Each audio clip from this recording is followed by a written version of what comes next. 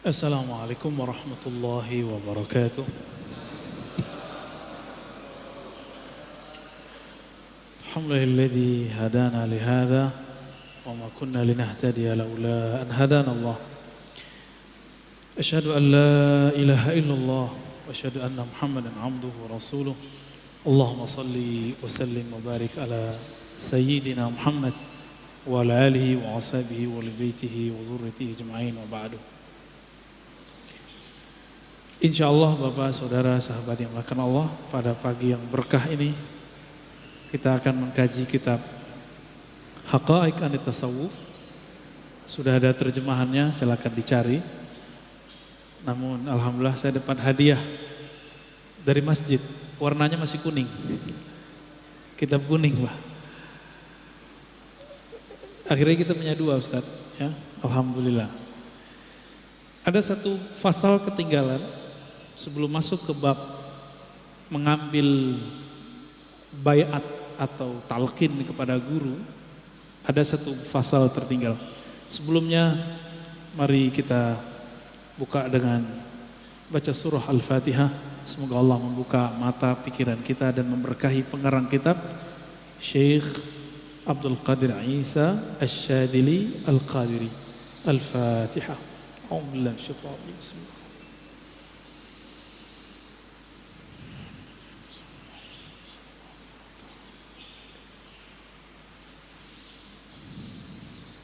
Baik, bab yang paling penting di sini adalah al-bahth anil waris al-Muhammadi, mencari pewaris Nabi yang berhak menjadi mursyid.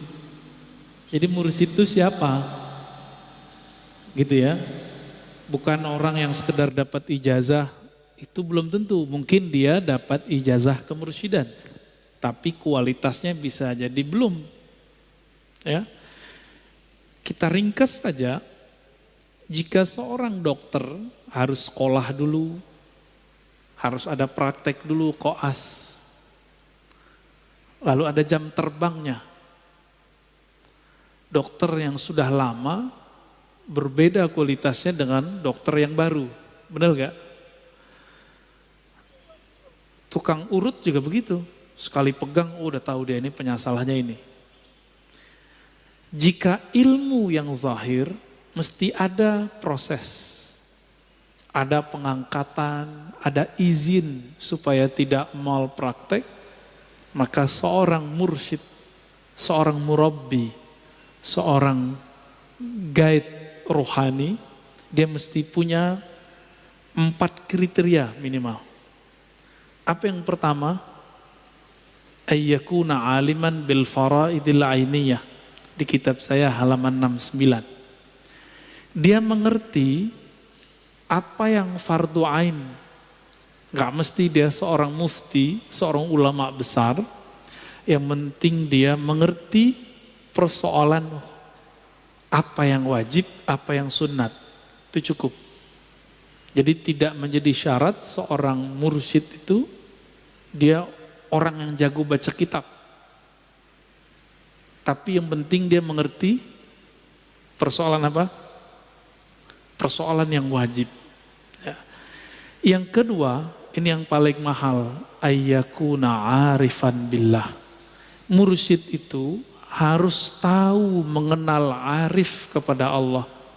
Harus punya ilmu ma'rifat. Mursyid ini ibarat sopir bus, kalau nggak tahu jalan gimana? Sopir bus kalau masih pakai GPS itu bakal sesat.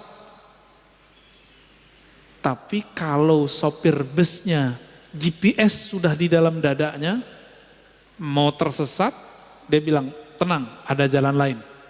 Dia bisa buat jalan sendiri. Itu mursyid, karena dia arif.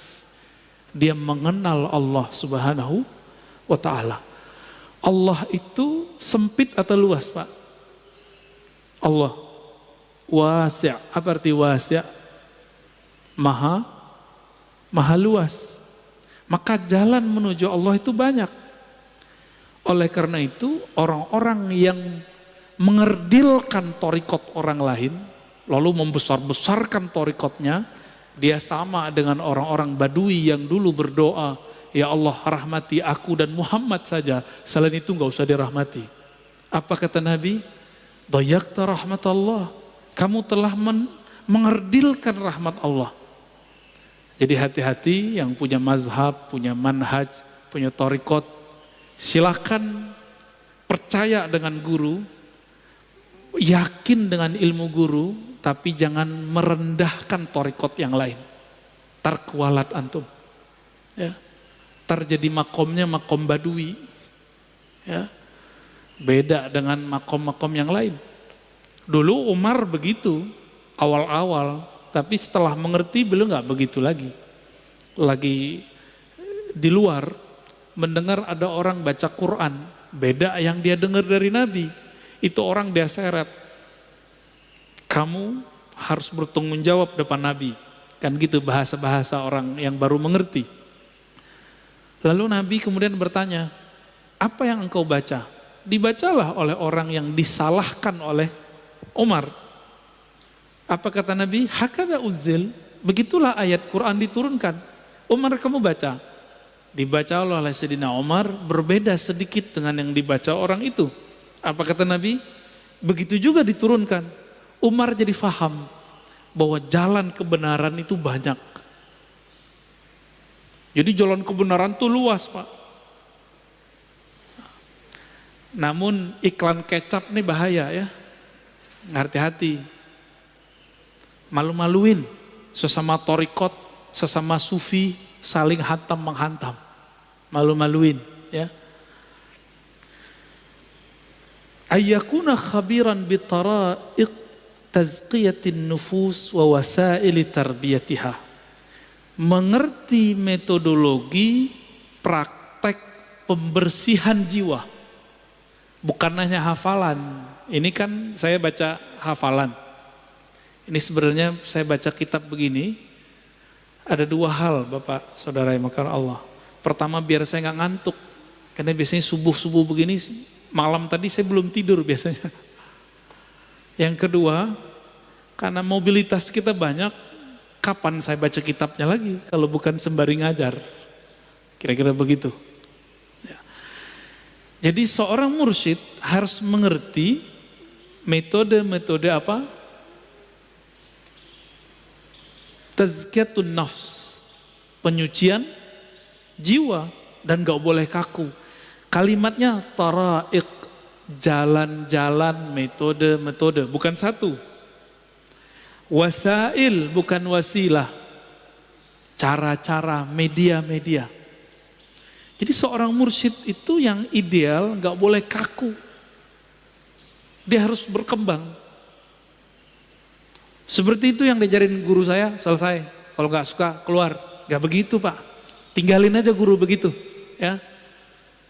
Guru kayak gitu tuh tinggalin aja. Antum gak berkembang sama dia. Gak akan berkembang, malah tambah keras. Kita itu belajar tasawuf untuk melembutkan kolbu. Bukan untuk tambah fanatis. Ya. Dan yang keempat, ini sangat penting juga, ayyakuna ma'zunan bil irsyad min syaikhi. Ada SIM, surat izin menjadi mursyid. Itu yang kita sebut ijazah tertulis atau lisan yang ada saksinya. Jadi guru-guru yang ngajarin zikir itu wajib punya ijazah. Kalau enggak berhenti. Kenapa? Itu jaminan. Contoh sederhana. Saya kalau ngajar di kampus syaratnya apa? Harus doktor. Diserahin enggak? Fotokopinya ke kampus. Diserahin Pak sebagai bukti. Siapa yang mengizinkan? Rektornya. Siapa yang mengangkat saya jadi rektor? Jadi doktor? Rektor di kampus saya dahulu. Jika ilmu akal mesti diangkat, mesti ada ujiannya, mesti ada latihannya. Masa ilmu yang sangat berbahaya kalau tidak ada guru ini, terus tiba-tiba orang ngaku jadi mursyid tanpa ada guru yang mengangkat. Ya. Nah, itu mustahil. Itu mustahil, ya.